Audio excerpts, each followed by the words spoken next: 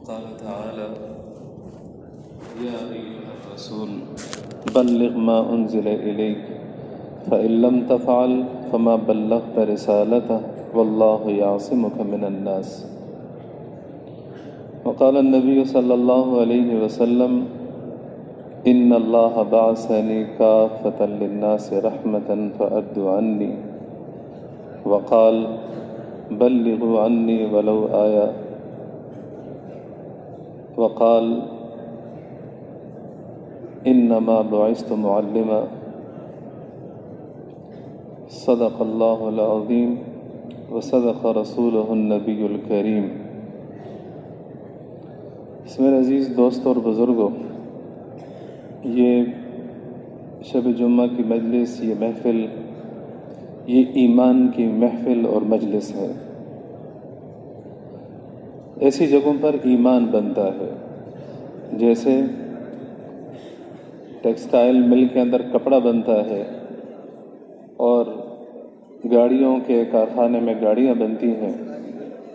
ان مساجد، مراکز کے اندر، خانقاہوں میں، مدارس میں انسان بنتے ہیں، ایمان بنتا ہے. تو آنے کی غرض اور آنے کا مقصد ہر مسلمان کا یہاں پر یہ ہو کہ میں اپنے آپ کو بنانے کے لیے جا رہا ہوں. میں بنا ہوا نہیں ہوں، میں بننا چاہتا ہوں. سب سے پہلے تو ہم اپنے اندر سے یہ بات نکال دیں، ہم میں سے ہر ایک، کہ میں بنا ہوا نہیں ہوں. میں بنا ہوا نہیں ہوں، میں بننے جا رہا ہوں، میں بننا چاہتا ہوں. اور اس محنت سے انسان بنتا ہے. اور پھر انسان بننے کے بعد اس کی قیمت لگتی ہے اللہ کے ہاں.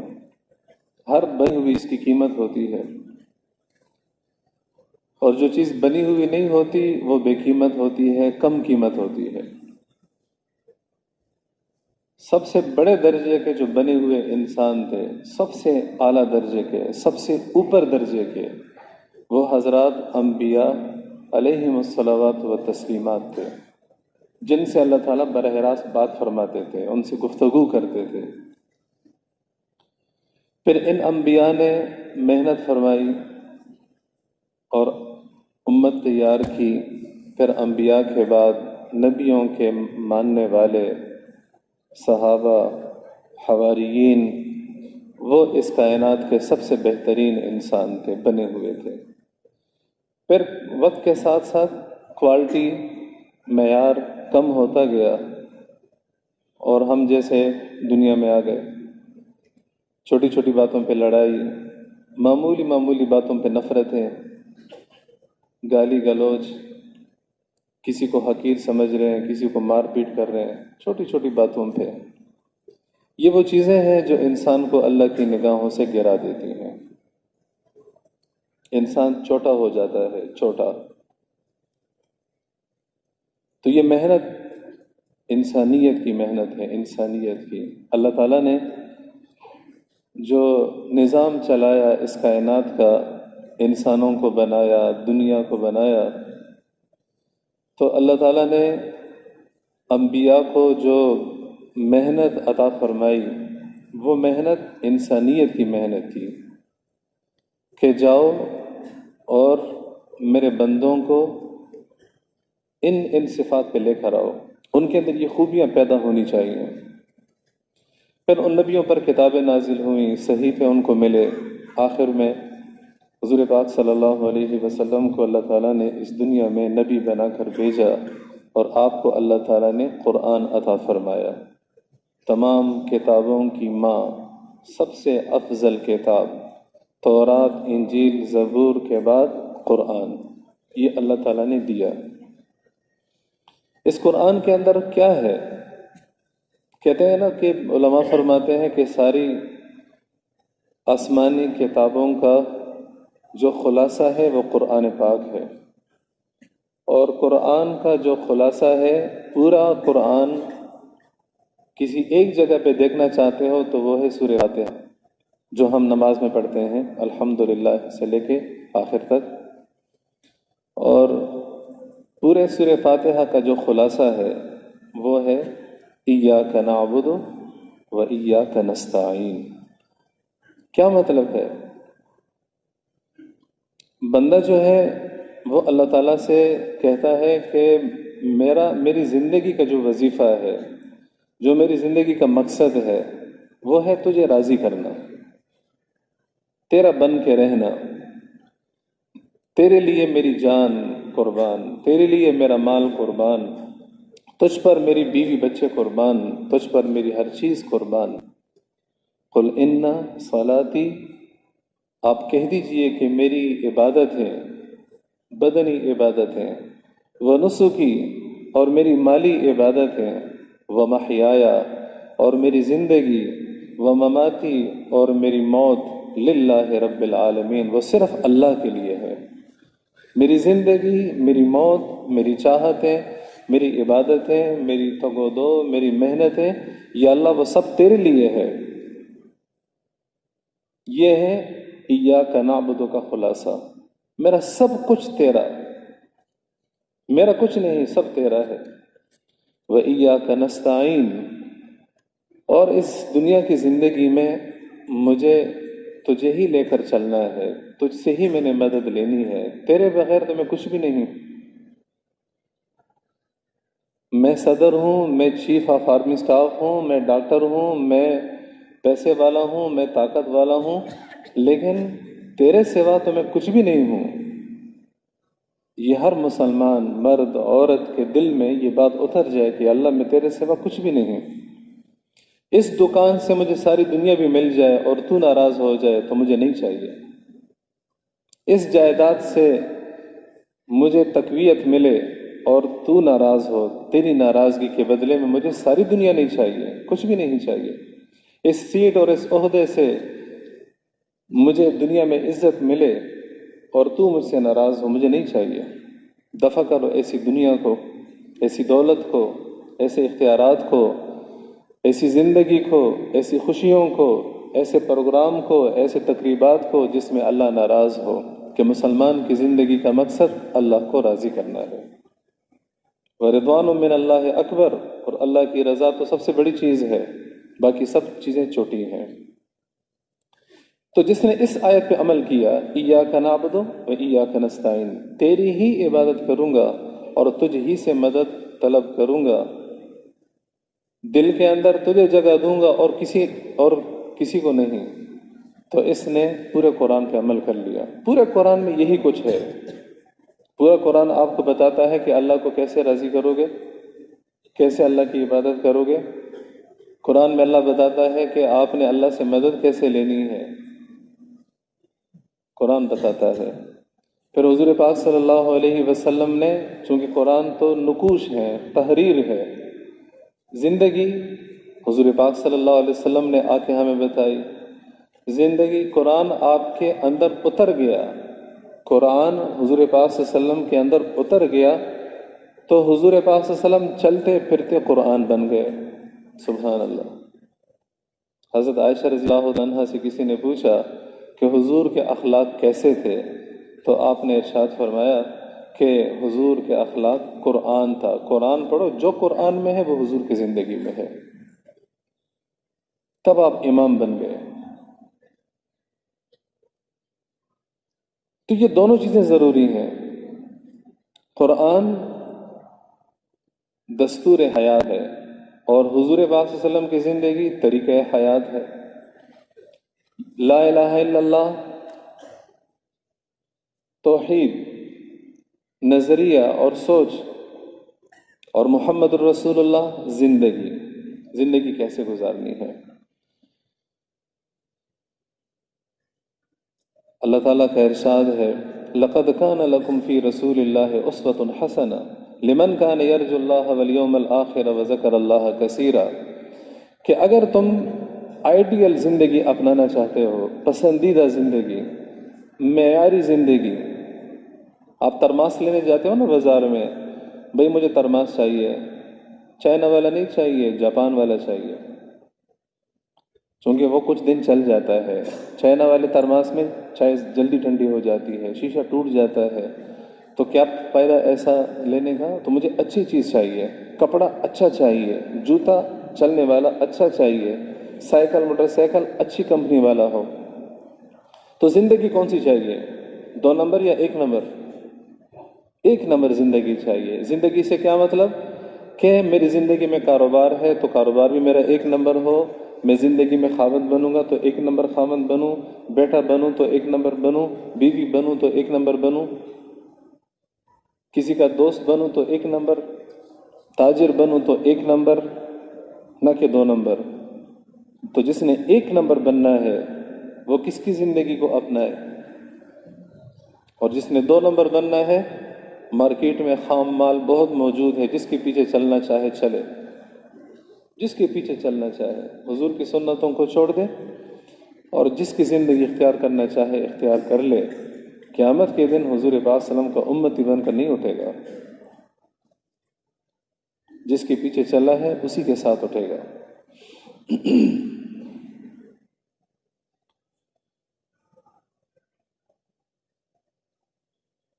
تو یہ بننے کی جگہ ہے، مراکز بننے کی جگہ ہیں. اگر یہاں آ کر تبلیغ میں چاہے شب جمعہ ہو، مقامی گشت ہو، سروزہ ہو، چلہ ہو، کم و بیش اوقات ہو، اگر ہدف سامنے ہو، ٹارگٹ سامنے ہو کہ میں نے انسان بننا ہے اور انسانوں کے امام تھے حضرت محمد صلی اللہ علیہ وسلم، تو پھر ہم اس ہدف اور ٹارگٹ تک آسانی سے پہنچ جائیں گے.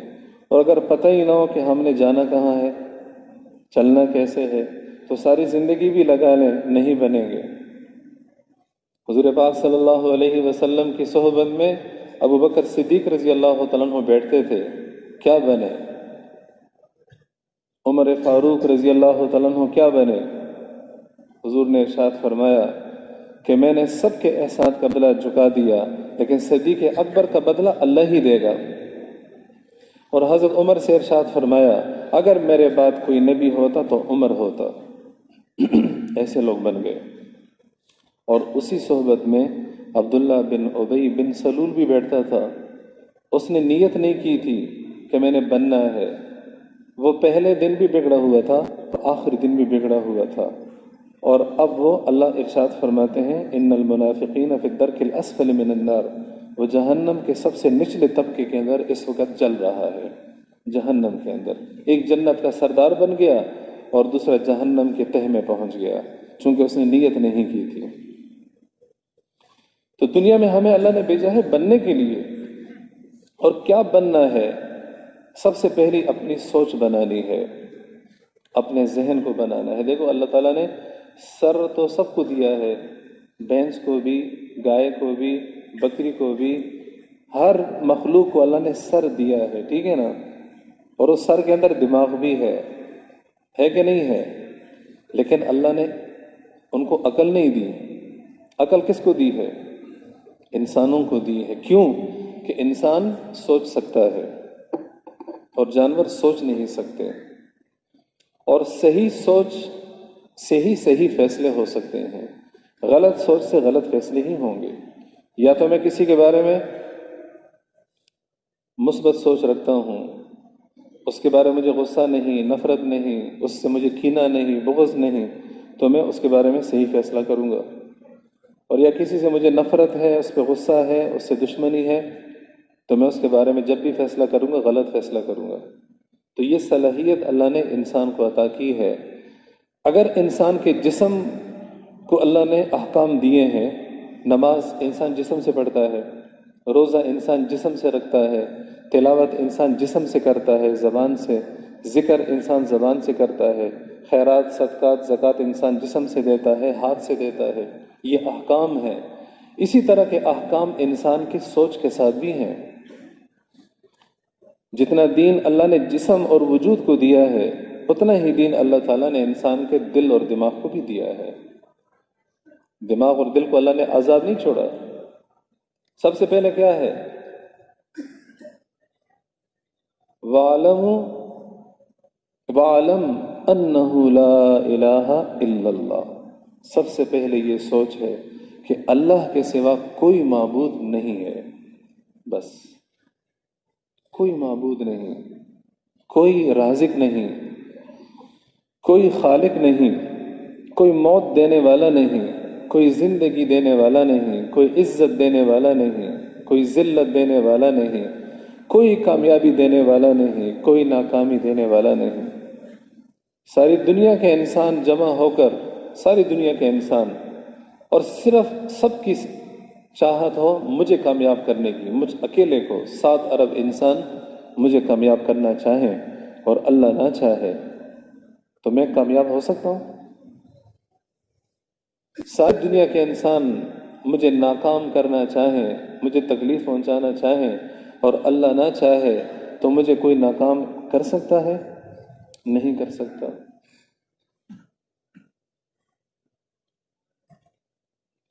پھر ایک دکاندار کو دوسرے دکاندار پہ غصہ کیوں آتا ہے؟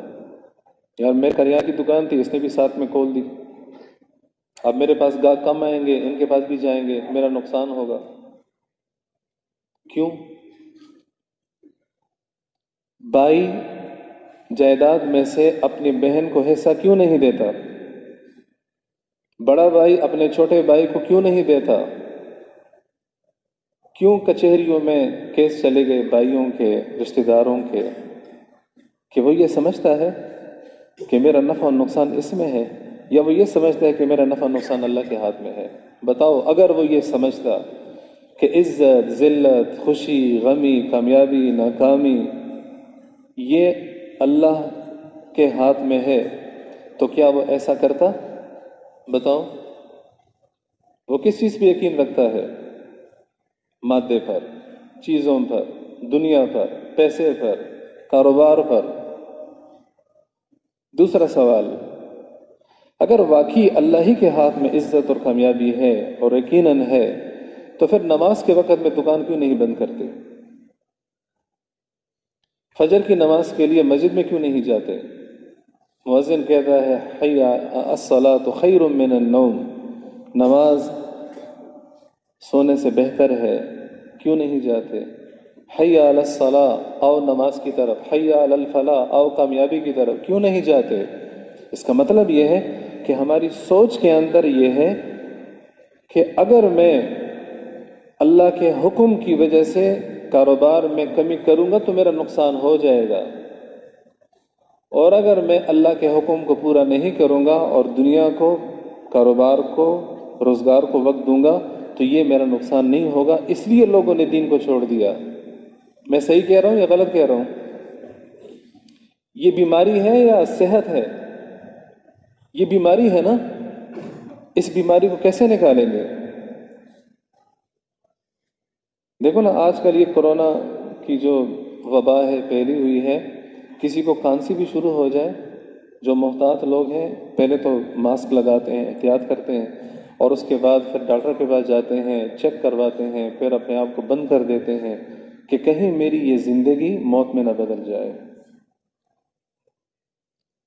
تو جسمانی تکلیف پر تو ہم ڈاکٹر کے پاس جاتے ہیں، کبھی کسی سے یہ بھی پوچھا ہے کہ میرے اندر یہ بیماری ہے کہ میرے دل میں اللہ کی چاہت نہیں ہے، میں نماز کے لیے نہیں اٹھ سکتا، نماز کے لیے اٹھتا ہوں تو نماز کا شوق دل میں نہیں محسوس کرتا، قرآن پاک کی تلاوت کا جذبہ نہیں ہے، تنہائیوں میں اللہ کے حضور میں بیٹھ کے رونا دھونا، دعائیں مانگنے کا جذبہ ٹھنڈا پڑا ہوا ہے۔ ڈاکٹر صاحب کوئی دوائی تجویز فرما دیجیے، کیا کروں؟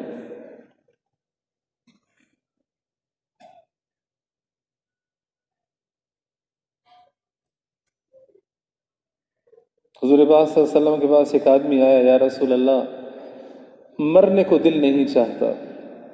آپ کسی کے پاس گئے ہیں یہ پوچھنے کے لیے؟ میں گیا ہوں کسی کے پاس پوچھنے کے لیے کہ پیسے کمانے کو دل چاہتا ہے، کس کس کا نہیں چاہتا؟ ہاتھ کھڑا کرے، کس کا دل چاہتا ہے کہ میں پیسے نہ کماؤں، دنیا میرے پاس نہ ہو؟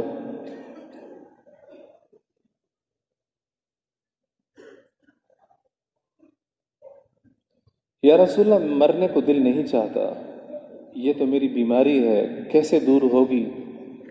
حضور پاک صلی اللہ علیہ وسلم نے ارشاد فرمایا تیرے پاس کیا ہے؟ فرمایا میرے پاس 1 دن کا راشن ہے۔ فرمایا اس کو صدقہ کر دو، آگے بیچ دو، جب اس نے صدقہ کیا تو کہنے یا رسول اللہ اب مرنے کو دل چاہتا ہے. فرمایا کہ آخرت میں کچھ جمع ہوگا تو دل چاہے گا نا وہاں جانے کو. جب آخرت پر محنت ہی نہیں کی تو مرنے کو دل کیسے چاہے گا؟ جب اللہ اور اس کے رسول کے تذکرے، آخرت کے تذکرے، جنت کے تذکرے، جہنم کے تذکرے ہماری مجلسوں سے ختم ہو گئے تو موت ہمارے نظر میں سب سے عمدہ تحفہ کیسے ہوگا؟ اب تو ہم سب کا دل چاہتا ہے دنیا آباد کرنے کا. تو اللہ تعالیٰ کے بارے میں اپنے دل میں یہ بات اتارنا کہ اللہ ہی کے قبضے میں سب کچھ ہے. ایک حدیث میں آتا ہے، اللہ تعالیٰ کا ارشاد ہے، یا ابن آدم لا تخافن من ذی سلطان ما دام سلطانی باقیہ. کسی عہدے والے سے گھبرانا نہیں ہے، کسی کا روب دل میں نہیں بٹھانا جب تک میری سلطنت باقی ہے. وسلطانی لا ينفد ابدا، اور میری حکومت اور میری بادشاہت کو کوئی زوال نہیں. یا ابن آدم لا تخافن من ضیق الرزق، اے ابن آدم رزق کی تنگی کا خوف اپنے دل سے نکال دو. کماؤں گا نہیں تو کھاؤں گا کہاں سے؟ ایک سے روزے کے لیے دکان بند کر دوں گا، چلے کے لیے بند کروں گا تو پھر میرا گھر کیسے چلے گا؟ جھوٹ اور سود سے اور غلط بیانی سے زیادہ پیسہ نہیں آئے گا تو میری زیادہ خواہشات کیسی پوری ہوں گی؟ زیادہ ضرورتیں بھی اللہ پوری کرے گا، زیادہ خواہشات بھی اللہ ہی پوری کرے گا. تیری گھر کی چاہت، تیری گاڑی کی چاہت، تیری شادی کی چاہت، تیرے نام کی چاہت اللہ ہی پوری کرے گا. ضرورتیں بھی اللہ پوری کرے گا، چاہتیں بھی اللہ پوری کرے گا. جب تک میرے خزانوں میں ہے تو میں کسی سے مانگنے کی ضرورت نہیں ہے، اور میرے خزانے کبھی بھی ختم ہونے والے نہیں ہیں. اللہ کا ارشاد ہے وَخَزَائِنِ لَا يَنْفَدُ أَبَدًا لَا تَنْفَدُ أَبَدًا. پھر ارشاد فرماتے ہیں ان رضیت بما قسمته لك، اگر تم میری تقسیم پہ راضی ہو گئے، کسی کو اللہ نے زیادہ دیا، کسی کو توڑا دیا، زیادہ والے بھی اللہ سے راضی، توڑے والے بھی اللہ سے راضی، تو فرمایا ارحت قلبک وبدنک، میں تیرے دل کو بھی سکون پہنچاؤں گا، تیرے بدن کو بھی. وکنت عندی محمودا، اور تو میرے نزدیک پسندیدہ شخص ہوگا. وَإِن لَّمْ تَرْضَىٰ بِمَا قَسَمْتُهُ لَكَ، اور اگر میری تقسیم پہ تم راضی نہ ہوئے، فَوَعِزَّتِي وَجَلَالِي، تو میرے عزت اور میرے جلال کی قسم، أُسَلِّطَنَّ عَلَيْكَ الدُّنْيَا، میں دنیا تجھ پہ مسلط کر دوں گا. تَرْكُضُ فِيهَا رَكْضَ الْوُحُوشِ الْبَرِّيَّةِ، جس طرح جانور اپنے شکار کی طرف سارا دن بھاگتے ہیں، دوڑتے ہیں، تو بھی اسی طرح جانوروں کی طرح دنیا میں کپتا رہے گا، تکتا رہے گا. وَلَا يَكُونُ لَكَ إِلَّا مَا قَسَمْتُهُ لَكَ، پھر بھی تیرے لیے اتنا ہی ہوگا جو میں نے تقسیم کیا ہے، زیادہ پھر بھی نہیں ہوگا. مَنْ كَانَ يُرِيدُ الْعَاجِلَ عَجَّلْنَا لَهُ فِيهَا مَا نَشَاءُ لِمَن نُّرِيدُ ثُمَّ جَعَلْنَا لَهُ جَهَنَّمَ يَصْلَاهَا مَذْمُومًا مَدْحُورًا. جو دنیا کا طالب ہوگا، جو دنیا سے دنیا کو ہی چاہے گا، تو ہم اس دنیا میں سے تھوڑا سا دے دیں گے. جس کو چاہیں گے دے دیں گے، لیکن اس کے لیے ہمیشہ کی جہنم ہوگی.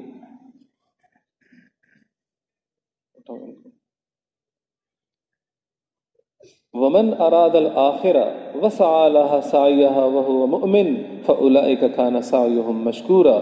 جو اس دنیا سے آخرت کو چاہے گا، جو اس دنیا سے آخرت کو چاہے گا، تو میں ان کی اس چاہت کی قدر کروں گا.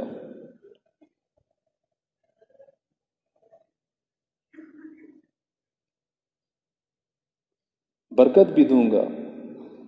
دنیا سے آخرت کے چاہنے کا مطلب کیا ہے؟ دنیا میں رہتے ہوئے انسان اللہ کو راضی کر لے، کاروبار سے اللہ کو راضی کر لے، اپنی ملازمت سے اللہ کو راضی کرے، اپنی سیاست سے اللہ کو راضی کرے، اپنی ذمہ داری سے اللہ کو راضی کرے، اپنی غربت سے اللہ کو راضی کرے، اپنی مالداری سے اللہ کو راضی کرے. اپنی غربت سے کیسے اللہ کو راضی کرے؟ غریب اللہ نے بنایا ہے، لیکن ذلیل ہم اپنے آپ کو خود کر دیتے ہیں. حدیث میں آتا ہے من نزلت به فاقہ، جس پر فقر و فاقہ آیا، فانزلها باللہ، پھر اس نے اللہ کو کہا میں غریب ہو گیا ہوں، مجھے بیماری لاحق ہو گئی ہے، مجھے قرضوں نے گھیرا ہوا ہے، میری آمدنی توڑی، خرچہ زیادہ ہے، بس نمازوں میں بھی اللہ سے کہہ رہا ہے، دعاؤں میں بھی اللہ سے کہہ رہا ہے، اور کسی کو نہیں کہہ رہا۔ حضور پاک صلی اللہ علیہ وسلم کا ارشاد ہے اللہ اس کے لیے 1 سال روزی کا انتظام کر دیں گے۔ وَمَنْ أَنزَلَهَا بِالنَّاسِ لَمْ تُسَدَّ خَاقَتُهُ، اور جس نے لوگوں سے کہنا شروع کیا غریب ہو گیا ہوں، نقصان ہو گیا ہے، کمائی توڑی ہے، خرچہ زیادہ ہے، بجلی کا بل زیادہ آ گیا، بچوں کی فیس زیادہ ہے، مکان کا کرایہ نہیں بن پڑ رہا، بچی کی شادی کرنی ہے، بیٹے کی شادی کرنی ہے، ایڈمیشن کرنا ہے، پیسے نہیں ہیں، 100 لوگوں کے سامنے بیان کیے تو کیا ملا؟ اور اللہ کے رسول کا ارشاد ہے اس کا فقر، اس کی تنگی کبھی بھی ختم نہیں ہوگی، ہمیشہ فقیر ہی رہے گا۔ تو دنیا میں سے اللہ کو راضی کر لو، یہ یقین اپنے دل اور دماغ میں اتارنا ہے، اور اس یقین کی محنت ہے تبلیغ۔ کہیں گے، سنیں گے، بار بار کہیں گے، بار بار سنیں گے، پھر دعائیں مانگیں گے اللہ سے، صحابہ جیسے یقین نصیب فرما، اپنے نبی جیسے یقین نصیب فرما، اولین جیسے یقین نصیب فرما۔ محنت بھی کر رہے ہیں، مانگ بھی رہے ہیں، تمنا بھی کر رہے ہیں، اللہ کیوں نہیں دے گا؟ اللہ دے گا، اس دور میں بھی دے گا، اس دور میں بھی یقین والے ہوں گے اور ہیں، اور مزید پیدا ہوں گے۔ تو سب سے پہلے یہ سوچ، پھر محمد الرسول اللہ صلی اللہ علیہ وسلم، اس کا تعلق بھی دل اور دماغ سے بھی ہے، جسم سے بھی ہے۔ دل اور دماغ سے یہ ہے کہ میرا پیشوا، میرا امام زندگی کے تمام شعبوں میں، بازار میں، عدالت میں، کچہریوں میں، معاشرت میں، میرے گھر میں، میری زندگی کے تمام شعبوں میں میرا امام کون ہے؟ میرا امام کون ہے؟ حضرت محمد صلی اللہ تعالی علیہ وسلم ہے۔ امام کے پیچھے نماز ہم نے پڑھی ہے مغرب کی، 3 رکعتیں انہوں نے پڑھائی ہیں۔ جب وہ رکوع میں چلا گیا ہم رکوع میں چلے گئے، جب وہ سجدے میں گیا ہم سجدے میں گئے، جب وہ اٹھا تو ہم اٹھے۔ اگر ہم امام کے پیچھے نیت باندھنے کے بعد ان سے پہلے رکوع سجدے میں چلے جاتے اور ان سے پہلے سلام پھیر لیتے، چاہے ہم 3 رکعت ہی پڑھتے، تو علماء کہتے ہیں کہ تمہاری نماز نہیں ہوئی، کہ تم نے امام سے پہلے ہی پڑھ لی۔ یا میں کہتا ہوں کہ امام صاحب نے تو جلدی نماز پڑھائی ہے، میں ذرا دیر سے نماز پڑھوں گا۔ امام رکوع میں چلا گیا، میں قیام میں ہوں، امام سجدے میں چلا گیا، میں رکوع میں آ گیا، امام نے سلام پھیر لیا اور میں ابھی 10 منٹ کے بعد سلام پھیروں گا تاکہ مجھے زیادہ ثواب ملے۔ بھئی امام سے پہلے نماز ختم کرنا یا امام کے 10 منٹ کے بعد نماز ختم کرنا، کیا ان دونوں صورتوں میں نماز ہو جائے گی؟ تو اگر میں اپنی زندگی میں حضور سے آگے جاؤں گا یا حضور سے بہت پیچھے رہ جاؤں گا تو کیا میری زندگی اس امام کے پیچھے سمجھی جائے گی؟ نہیں۔ پھر یہ زندگی کس کی ہے؟ یہ تمہاری اپنی ہے، یہ نہ اللہ کی ہے نہ اس کے رسول کی ہے، اس کی فکر کرو۔ امام کے پیچھے چلو، اس کو اپنا پیشوا بناؤ۔ کیا مطلب؟ کاروبار میں پوچھو کہ میرے نبی کا طریقہ کیا ہے، شادی کے وقت پوچھو میرے نبی کا طریقہ کیا ہے، اولاد کی تربیت کے وقت پوچھو میرے نبی کا طریقہ کیا ہے، رشتہ داروں کے ساتھ پوچھو میرے نبی کا طریقہ کیا ہے، مسجد میں پوچھو میرے نبی کا طریقہ کیا ہے۔ یہ جو پٹے کے اندر اینٹیں بنتی ہیں، اینٹیں تو دیکھی ہے نا آپ نے، اینٹ دیکھی ہے نا، یہ کچی مٹی سے بنتی ہیں، اس کا ایک سانچہ ہوتا ہے جسے قالب کہتے ہیں، لوہے کا بنا ہوتا ہے، اس کے اندر مارکا بھی ہوتا ہے، اس کے اوپر نمبر نام لکھا ہوتا ہے، اس کے اندر مٹی ڈالتے ہیں، خوب اس کو دباتے ہیں، پھر اس کو الٹا کرتے ہیں، اٹھاتے ہیں، تو اسی طرح کی اینٹ بنی ہوئی ہوتی ہے۔ پھر اسی ایک سانچے سے ہزاروں لاکھوں اینٹیں بناتے ہیں، ایسے ہی ہے نا؟ پھر اس کو پکاتے ہیں بھٹے میں، پھر وہ سخت ہو جاتی ہے۔ اگر کسی اینٹ کو ویسے ہاتھوں سے بنایا جائے، ایسے کیا جائے، پھر یوں کیا جائے، پھر ایسے کیا جائے، انگلی سے اس کے اندر ہنسے لگایا جائے، بٹے میں پکایا جائے، اور اس طرح کے 1000-2000 اینٹیں تیار کی جائیں تو کوئی خریدے گا؟ کہ یار کوئی موٹی، کوئی پتلی، کوئی لمبی، کوئی مختصر، کوئی اونچی، کوئی نیچے، مجھے تو ایک سائز والی چاہیے، تب میرا گھر خوبصورت بنے گا۔ تو جو میرے نبی کے سانچے میں ڈلے گا، نبی ایک سانچہ ہے، جو میرے نبی کے سانچے میں ڈلے گا وہ تو نکلے گا انسان بن کر۔ وہ معاشرے میں بھائی بھی بن سکتا ہے، بہن بھی بن سکتا ہے، بیوی بھی بن سکتی ہے، دوست بھی بن سکتا ہے، تاجر بھی بن سکتا ہے، سیاستدان بھی بن سکتا ہے، بادشاہ وزیر بن سکتا ہے، ڈاکٹر بن سکتا ہے، فوجی پولیس بن سکتا ہے، سب کچھ بن سکتا ہے۔ اور جو میرے نبی کے سانچے سے نکل کے نہیں آئے گا وہ کہیں بھی نہیں فٹ ہو سکتا، وہ اچھا خاوند بن ہی نہیں سکتا، وہ اچھا بیٹا، سیاستدان، وزیر اعظم، صدر، کچھ بھی نہیں بن سکتا۔ وہ جہاں بھی ہوگا ایک بدنما شکل ہوگا، بیوی اسے تنگ ہوگی، بچے ان سے تنگ ہوں گے، عوام ان سے تنگ ہوگی، وہ ہر ایک کے لیے اذیت کا سبب ہوگا۔ یہ ہے محمد رسول اللہ۔ اس کے بغیر ممکن ہی نہیں ہے کہ اللہ کے ہاں ہماری قبولیت ہو۔ اللہ تعالیٰ کا ارشاد ہے فَلَا وَرَبِّكَ لَا يُؤْمِنُونَ، ترجمہ دیکھ لو، نہیں نہیں، وَرَبِّكَ میرے حبیب تیرے رب کی قسم، لا یؤمنون یہ میرے نزدیک ایمان والے نہیں ہو سکتے۔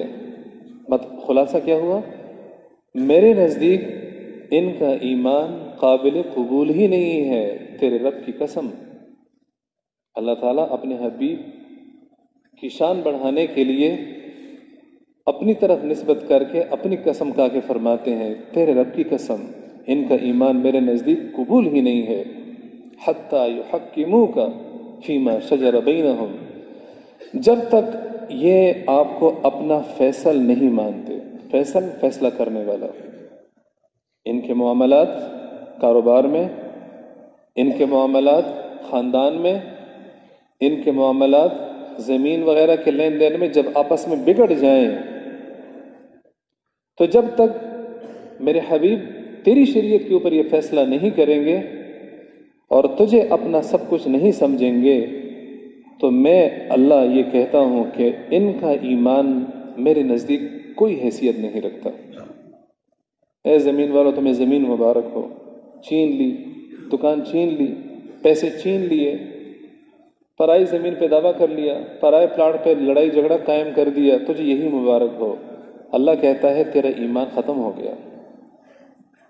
فیما شجر بینہم، فیما شجر بینہم کا مطلب ہے اپنی زندگی کے تمام چھوٹے بڑے امور میں جب تک تجھے اپنا امام نہیں مانیں گے میرے نزدیک ان کا ایمان قبول نہیں ہے۔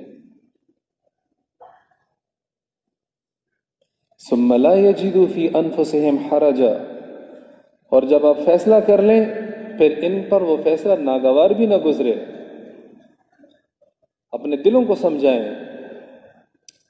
ایک آدمی نے زمین پہ قبضہ کر لیا تھا، حضور نے فیصلہ کیا کہ واپس کر دو اور اس نے واپس کر دیا، چیز ہاتھ سے چلی گئی، لیکن اس کو یہ خوشی تھی کہ میرے رسول صلی اللہ علیہ وسلم کے فیصلے پر میں نے اپنا موقف بدلا تو لہٰذا میری آخرت میں کامیابی ہو گئی، لہٰذا مجھے اس پہ خوشی ہے۔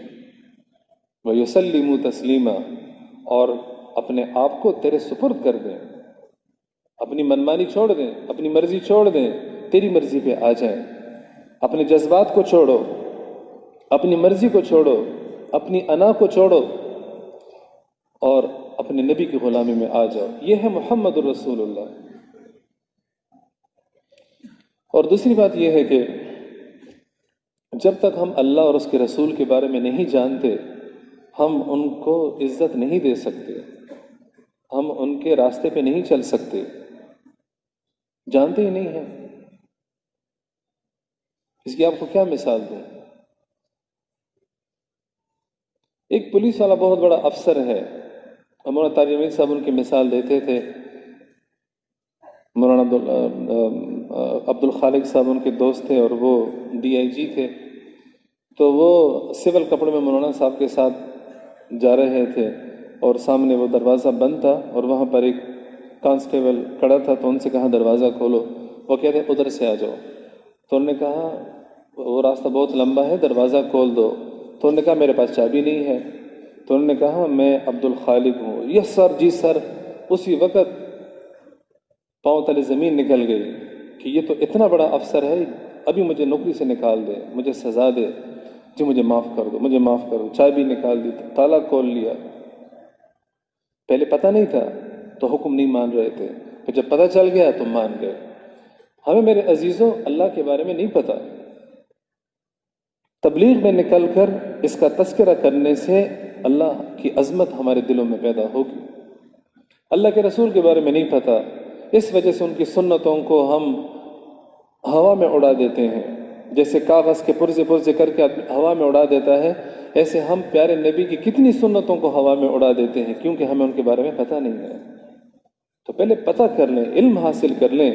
معاذ بن جبل رضی اللہ تعالی عنہ جو علماء کے امام ہیں، قیامت کے دن ان کے ہاتھ میں علماء کا جھنڈا ہوگا، وہ ارشاد فرماتے ہیں العلم امام، کہ علم امام ہے، والعمل تابعہ، اور عمل اس کا تابع ہے۔ پہلے علم آتا ہے پھر عمل آتا ہے۔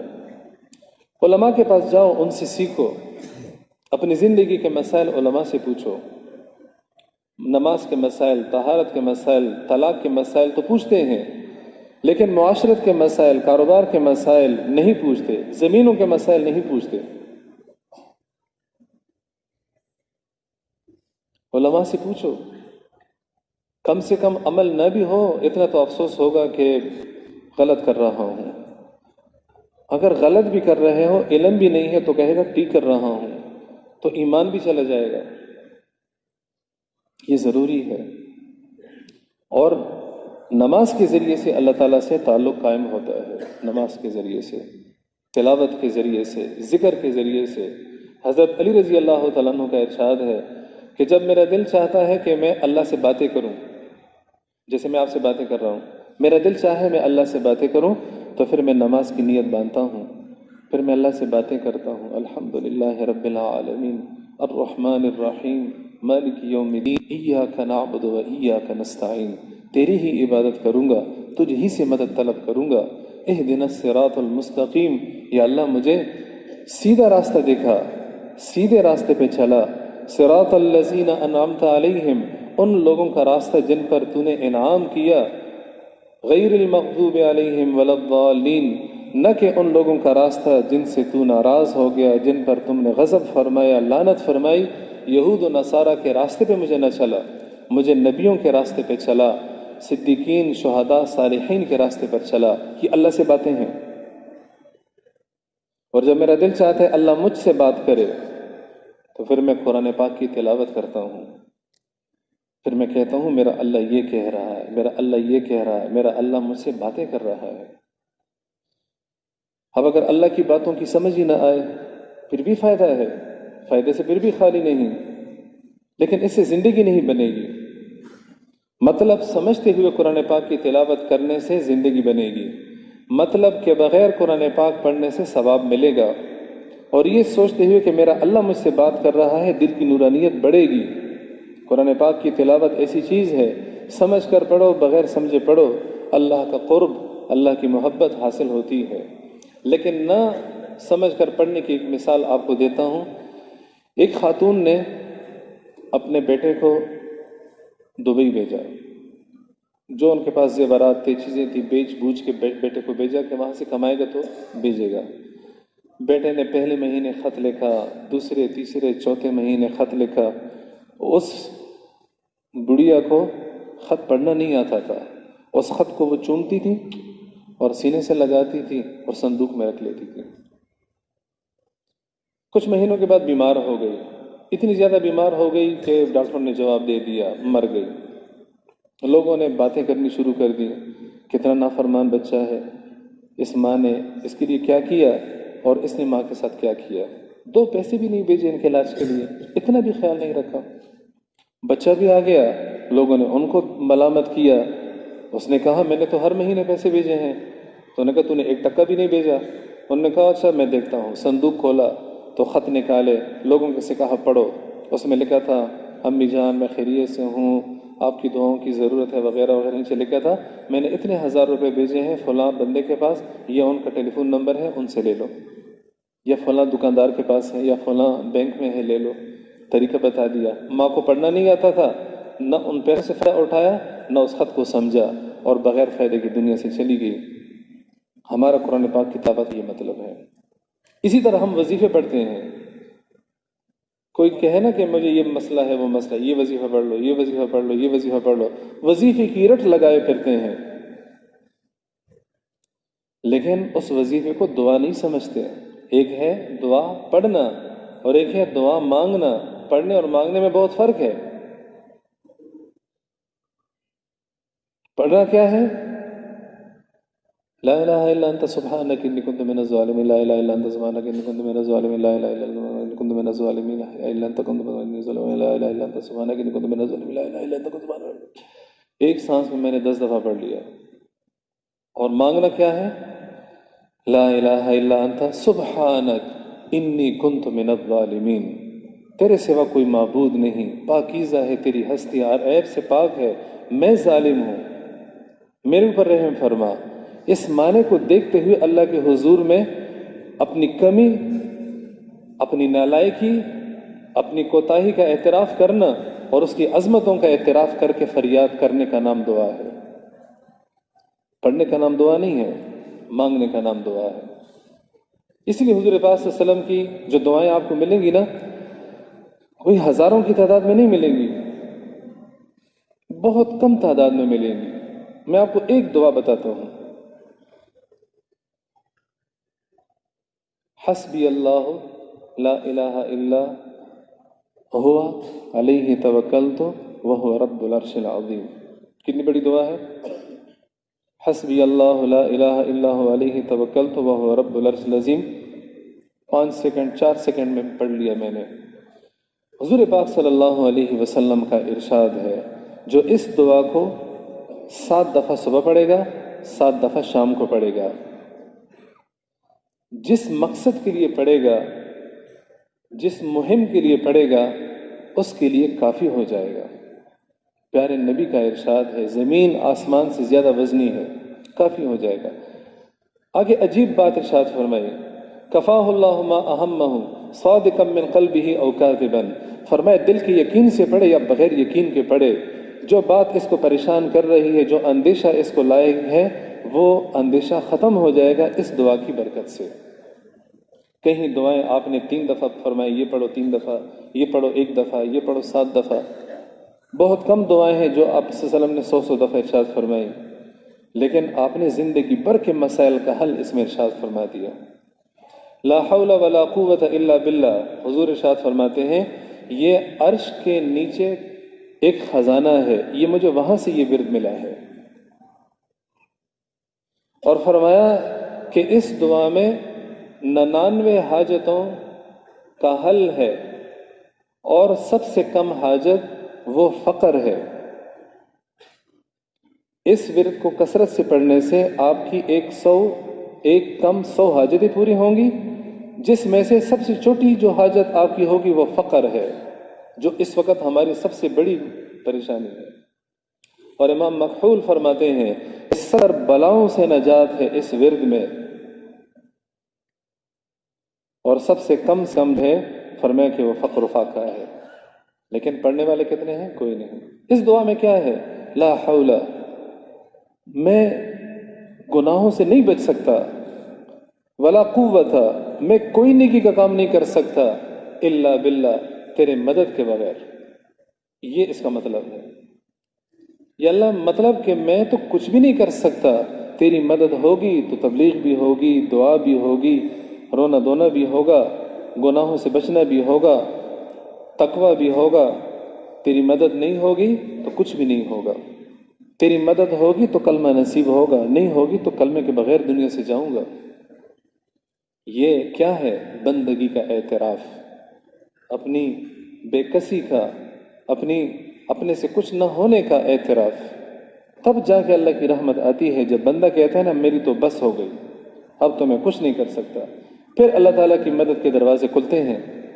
جب بندہ کہتا ہے نہیں ابھی ہے، فلاں ڈاکٹر بھی ہے، فلاں حکیم بھی ہے، ابھی پیسے بھی بہت ہیں، جب سب طرف سے جواب مل جاتا ہے کہتے ہیں اب تو یا اللہ بس تو ہی کر سکتا ہے۔ اگر یہی بات پہلے کہہ دیتا تو اللہ پہلے ہی کر دیتا۔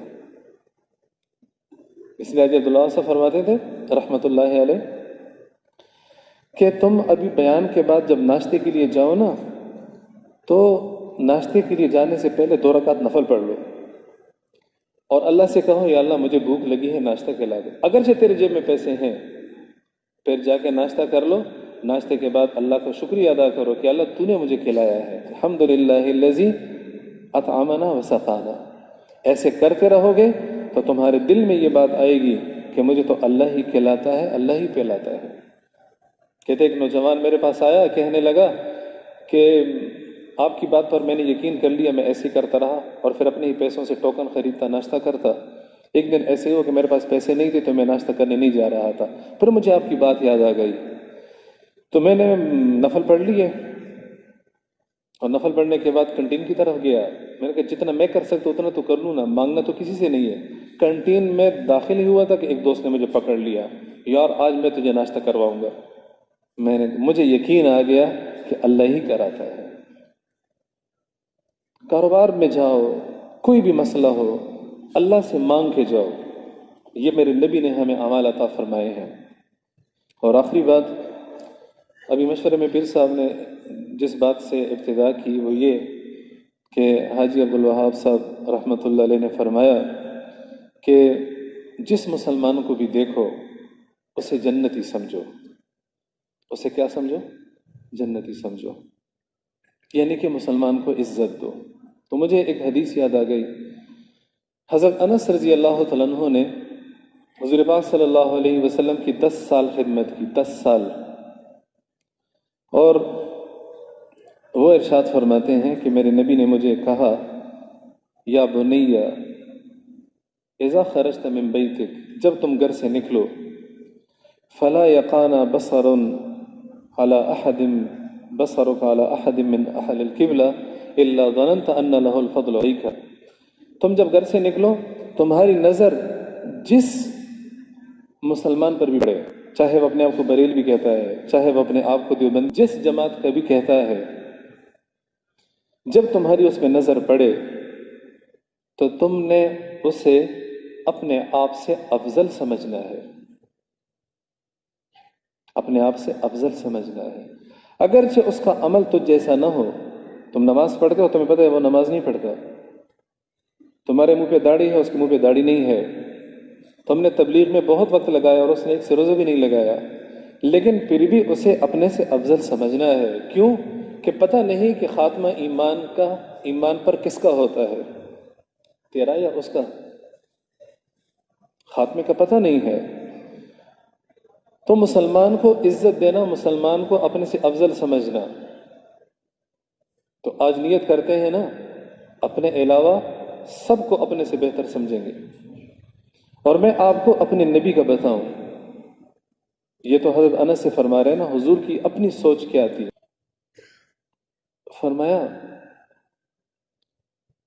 اللہم جعلنی فی عینی صغیرہ وفی اعین الناس کبیرہ، یا اللہ مجھے میری اپنی نگاہوں میں چھوٹا بنا دے کہ میں اپنے آپ کو کم درجے والا سمجھوں اور لوگوں کی نظروں میں مجھے بڑا کر دے۔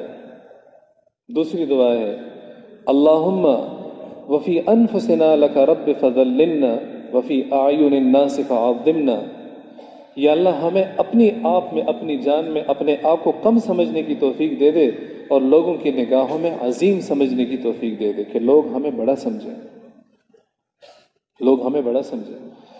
تو مسلمان کو اللہ کے رسول کا ارشاد ہے کہ کسی مسلمان کو حقیر مت سمجھنا، کسی مسلمان کو چھوٹا مت سمجھنا۔ اگر تم کسی مسلمان کو حقیر سمجھو گے تو تم خود اللہ کی نگاہوں سے گر جاؤ گے۔ کفا بالمرء شرا ان یحقر اخاہ المسلم، کسی مسلمان کے شریر ہونے کے لیے، برا ہونے کے لیے بس اتنا کافی ہے کہ وہ دوسروں کو کم سمجھے، حتیٰ کہ ہاتھ کے اشاروں میں بھی میرے نبی نے تعلیم دی ہے، کسی کو ایسے اشارہ مت کرو۔